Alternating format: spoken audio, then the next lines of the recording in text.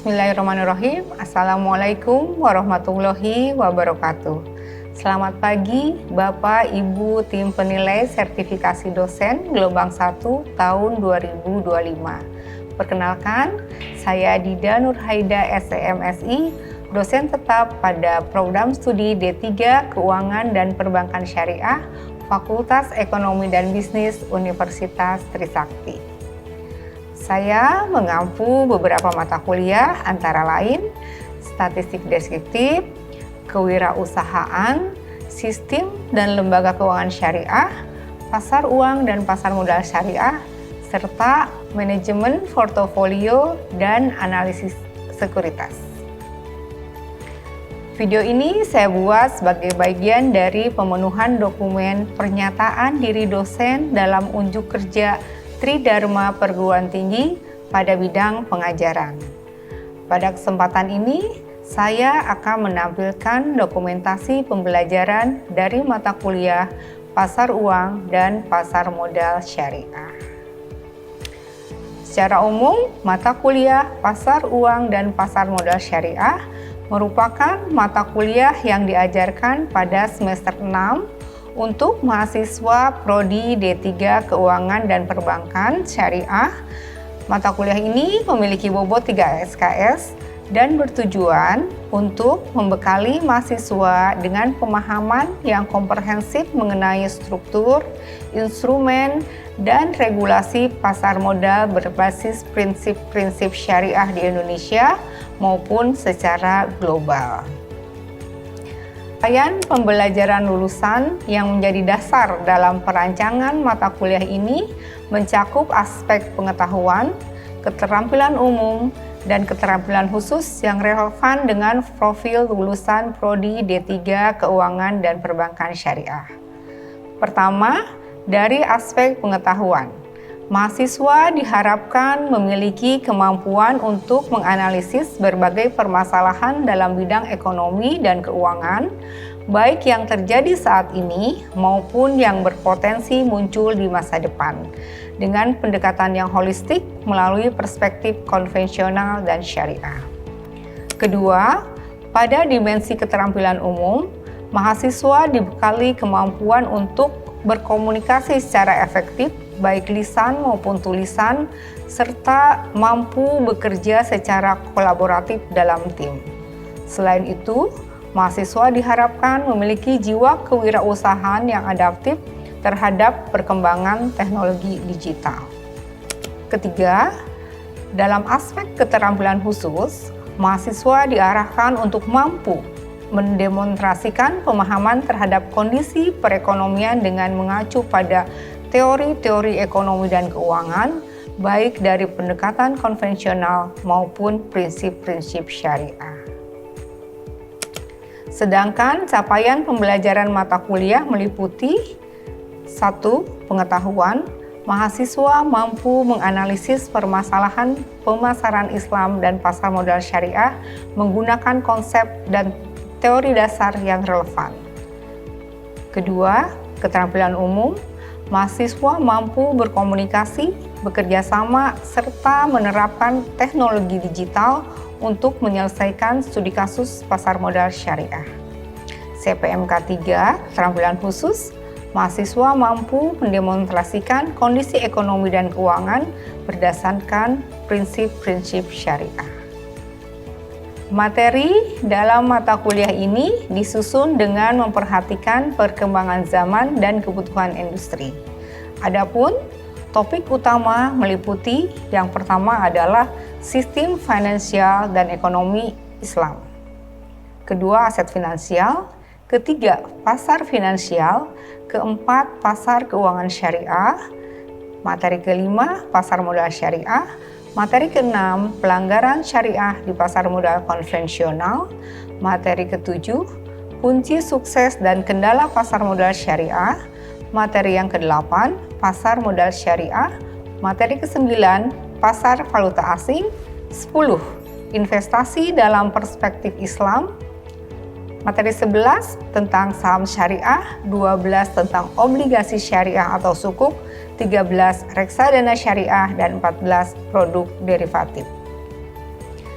Referensi yang digunakan dalam mata kuliah ini antara lain buku karangan Herman dan Maui, yaitu Pasar Finansial dan Lembaga-Lembaga Finansial.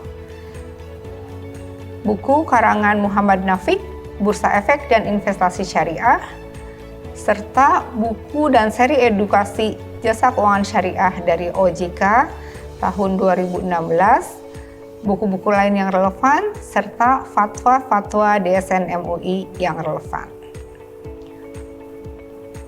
Penilaian dilakukan secara komprehensif dengan komposisi sebagai berikut.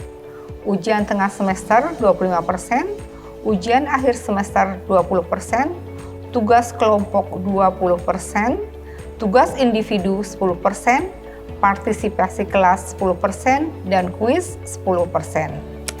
Metode yang digunakan dalam pembelajaran ini antara lain discovery learning, presentasi kelompok, case study, game, serta problem-based learning.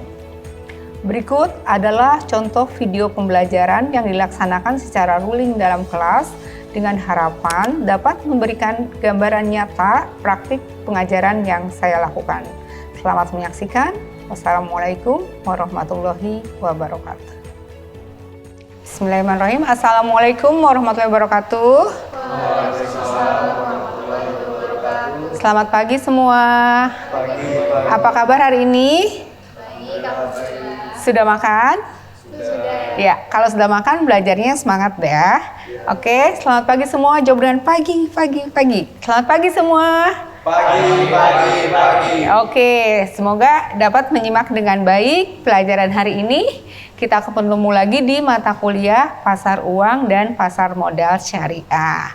Nah, kita sudah memasuki minggu ke-13 dan pembahasan kita kali ini adalah tentang reksadana syariah. Nah, sebelum saya mulai, saya mau tanya dulu nih, instrumen keuangan syariah apa aja yang pernah dipelajari sebelumnya? Sukuk. Oke, sukuk atau obligasi syariah. Apalagi? Saham syariah. Saham syariah. Ya, betul. Oke. Selanjutnya kita menginjak ke instrumen investasi syariah lainnya, yaitu reksadana syariah. Ada yang pernah dengar kata reksadana aja? Ada yang pernah dengar kata reksadana? Belum pernah dengar ya? Oke, baiklah, kita jelaskan ya. Nah, semoga dengan mempelajari pelajaran ini, saya harapkan kalian nanti bisa menerapkan, menganalisis, dan menjelaskan tentang instrumen reksadana syariah.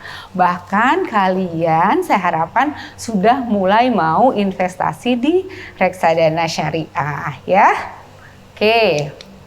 Nah, ada beberapa pokok bahasan yang akan dijelaskan pada kali ini. Pertama mengenai konsep dan pengertian reksadana syariah itu apa, jenis-jenisnya apa saja, lalu pembentukannya gimana, mekanismenya bagaimana, dan di akhir nanti akan ada studi kasus. Oke, jadi harap disimak baik-baik. Siapa yang bisa jawab studi kasusnya nanti saya akan kasih bintang ya.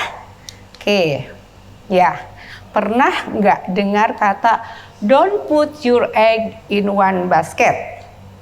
Pernah, artinya apa?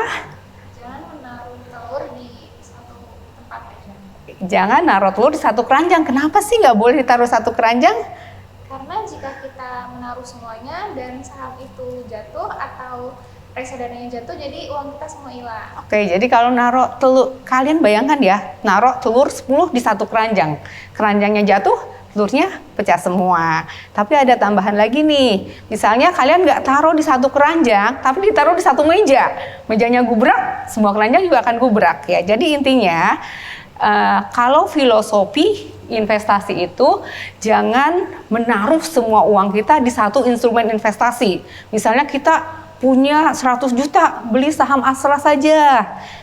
Giliran saham Astranya anjlok, uang kita habis semua gitu. Atau di reksadana saja, di saham saja, itu tidak baik ya. Jadi kalau misalnya investasi itu harus ada manajemen risikonya. Salah satunya dengan cara tidak menaruh uang kita di salah satu instrumen investasi saja, tapi harus dibagi-bagi. Namanya portofolio, ya. Gitu. Nah, jadi reksadana itu seperti itu. Jadi kita membeli instrumen investasi tapi tidak langsung membeli sahamnya, tidak. Tapi kita beli reksadana, lalu manajer investasilah yang akan membagikan uang-uang kita itu bagusnya ditaruh di mana ya, di saham apa, di sukuk yang mana, kalau nabung di bank mana gitu, bank syariah yang mana gitu ya. Jadi kokinya itu adalah manajer investasinya. Kita tutup mata aja, kita pilih manajer investasi yang kita percaya untuk mengelola uang kita. Lain halnya kalau di saham kan kita harus mikir saham Astra gimana sih nih kinerjanya 5 tahun ke depan, kita harus baca risetnya segala macam ya. Jadi kalau misalnya untuk orang yang akses ke informasi seperti itu minim, lebih cocok investasi di reksadana. Dan untuk muslim tentunya di reksadana syariah.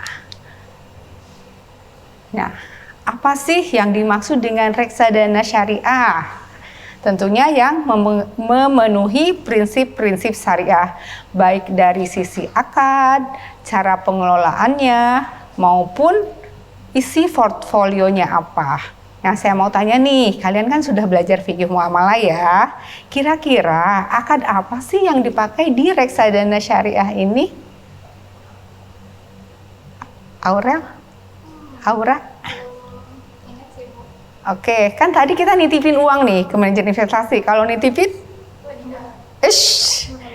nitipin uang untuk dikelola. Kita menunjuk dia sebagai wakil. Apa tuh? Oke, wakalah ya, wakalah bil ujro. Kenapa wakalah bil ujro? Karena kita menitipkan uang kita untuk dikelola. Tentu saja kita membayar ujrohnya kan, membayar fee kepada manajer investasi itu. Jadi dari sisi akadnya yang digunakan adalah wakalah. Oke. Nah, selanjutnya dari cara pengelolaannya tentu saja harus sesuai dengan prinsip syariah, yaitu bebas dari maghrib maisir, goror, riba ya. Lalu portofolionya pun hanya di instrumen investasi syariah. Apa itu? Saham syariah, tabungan atau deposito syariah, lalu satu lagi suku. Nah, jadi reksadana syariah dengan reksadana konvensional itu beda ya, baik dari sisi pengelolaannya, dari portfolionya apa saja, dan ada mekanisme cleansing atau pembersihan. Misalnya apa nih?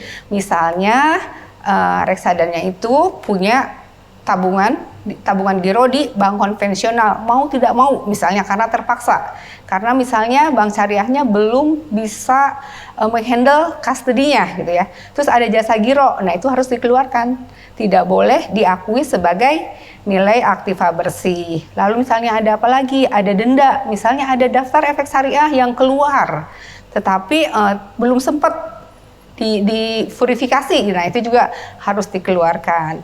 Terus dan satu lagi yang paling membedakan adalah ada Dewan Pengawas Syariah. Ya, jadi diawasi oleh Dewan Pengawas Syariah, bagaimana isi portfolionya, mekanismenya, tata kelolanya itu harus diawasi oleh Dewan Pengawas Syariah. Oke, nah ini akadnya, mekanisme akadnya seperti ini ya. Akad wakalah bil ujroh. Jadi kita investor menitipkan dana kelolaannya kepada manajer investasi untuk diinvestasikan di efek-efek yang sesuai dengan prinsip syariah. Nah, jenisnya nih ada macam-macam ya, ada pasar uang. Kalau reksadana pasar uang, tentu saja di penempatannya pada instrumen pasar uang. Misalnya apa? Pasar uang syariah, ada yang tahu? Deposito syariah atau tabungan syariah atau pendapatan tetap syariah yang jatuh temponya di bawah 3 tahun. Ada pendapatan tetap, ini investasinya di sukuk. Kalau saham, di saham syariah yang masuk dalam daftar efek syariah. Lalu ada di reksadana campuran mix antara pasar uang, pendapatan tetap, ataupun saham. Ada juga reksadana indeks dan ada reksadana berbasis efek di luar negeri. Oke, nah inovasinya juga sudah banyak ya reksadana syariah. Sekarang ada reksadana syariah yang sudah berbasis endowment fund untuk kegiatan-kegiatan sosial. Misalnya university menitipkan uangnya untuk dikelola oleh Mandiri Investasi, lalu hasilnya itu imbal hasilnya untuk beasiswa mahasiswa, misalnya seperti itu. Nah, itu tadi penjelasan tentang reksadana syariah. Sebelum saya lanjut, ada yang mau bertanya? Oke. Reksadana apa sih yang cocok untuk pemula? Untuk pemula ya, pemula artinya kalian belum pernah coba sama sekali ya? Ya, kan reksadana itu dibagi-bagi tadi ya, ada pasar uang, ada fixed income, ada saham. Nah, kalau pasar uang resikonya rendah, returnnya pun rendah. Yang fixed income resikonya sedang, returnnya pun sedang. Kalau saham resikonya tinggi, returnnya juga tinggi. Jadi untuk pemula saya sarankan reksadana pasar uang dulu. Kalian coba dulu, setelah nyaman, setelah belajar, setelah dapat feel-nya, mungkin beralih ke fixed income, lalu ke reksadana saham. Jadi untuk pemula, coba dulu kenalan dengan reksadana pasar uang. Gitu ya. Oke, sudah terjawab ya? Ada pertanyaan lain? Saya pernah, Bu. Ya. Bagaimana cara kita berinvestasi di reksadana? Gimana cara investasi di reksadana? Ya, sekarang gampang ya. Udah ada apps, kayak misalnya apa? Bibit.com, Bareksa gitu ya. Kalian bisa tuh download apps-nya, terus kalian beli. Bisa mulai dari 100.000 kalau nggak salah. Bisa coba di situ, atau kalau enggak kalian datang ke bank ya. Kalau reksadana syariah ke bank syariah. Tapi ingat ya, reksadana itu bukan produknya bank. Bank hanya bertindak sebagai agen penjual. Jadi kalian tanya, di sini yang dijual reksadana apa aja ya? Nanti kalian dikasih listnya, lalu pilih. Buka rekening di situ, pembeliannya bisa dari debit rekening tabungan gitu ya. Jadi bisa datang ke bank, bisa juga melalui aplikasi ya. Oke, sudah terjawab. Apalagi ada yang lagi yang mau bertanya? Nggak ada. Oke, sekarang waktunya studi kasus. Pertanyaan pertama, saya boleh minta tolong Ilham untuk bacakan? Iya. Pada tanggal 1 Mei 2024, manajer investasi M1 Ryan Asset Management menerbitkan produk RDS saham. Saham yang terdapat di dalam portofolio RDS saham tersebut merupakan saham daftar efek syariah atau singkatannya DES. Oke, coba kalian baca baik-baik. Intinya portofolio di Ryan Asset Management itu terdiri dari saham A, B, C ya. Nah kemudian pertanyaannya adalah saham B keluar dari daftar efek syariah. Pertanyaannya apa yang harus dilakukan oleh MI tersebut? Ilham bisa jawab? Apa? Saham yang dijual yang mana? Saham B. Oh ya, saham B kenapa? Karena dikeluarkan dari daftar efek syariah. Jadi sudah tidak memenuhi prinsip syariah, oleh karena itu harus dikeluarkan. Oke, case yang kedua hitungan nih. Siapa yang mau jawab? Ibu ingin mau jawab? Oke, silakan tulis di depan.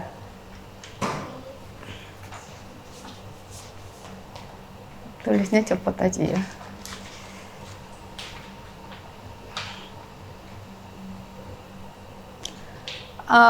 Tulis jawabannya saja ya.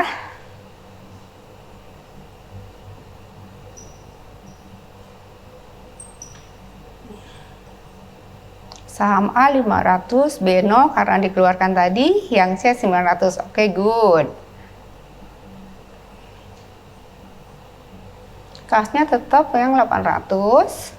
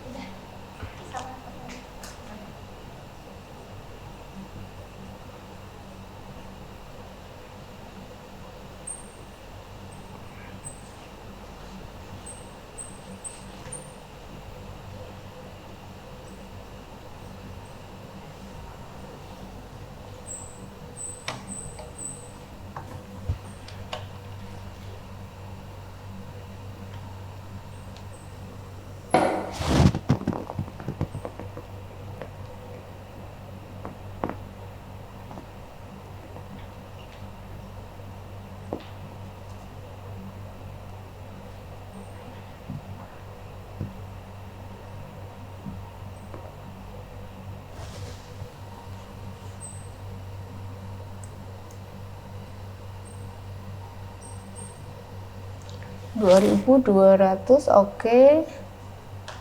NAB-nya 2110.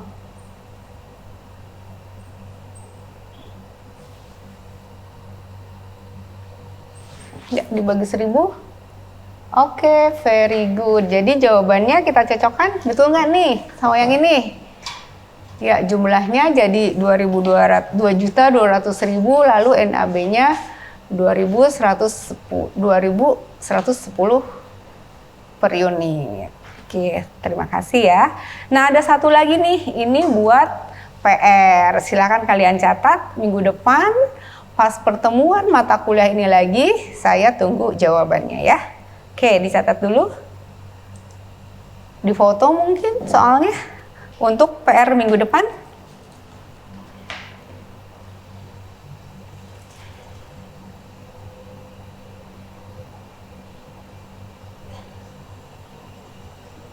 Ya, sebagai penutup coba saya review. Kita belajar apa aja tentang hari ini?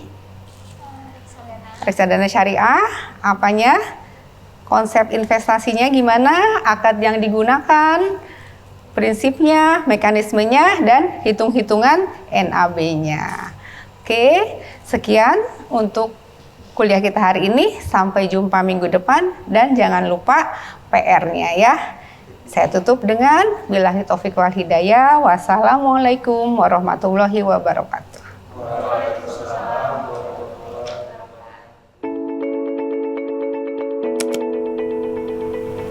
Demikian dokumentasi pembelajaran dalam mata kuliah Pasar Uang dan Pasar Modal Syariah pada program studi D3 Keuangan dan Perbankan Syariah Fakultas Ekonomi dan Bisnis Universitas Trisakti. Semoga tayangan ini dapat menjadi bahan pertimbangan yang bermanfaat dalam proses pengajuan sertifikasi dosen gelombang 1 tahun 2025. Terima kasih. Wassalamualaikum warahmatullahi wabarakatuh.